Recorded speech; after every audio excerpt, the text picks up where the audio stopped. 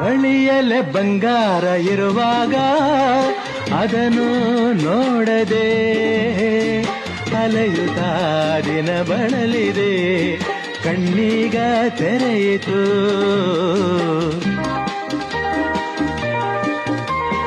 ಬಯಸಿದ ಸೌಭಾಗ್ಯ ಕೈ ಸೇರಿ ಹರುಷ ಮೂಡಿತು, ಒಲವಿನ ಲತೆ ಚಿಗುರಿತು, ಕನಸಿನ್ನು ಮುಗಿಯಿತು.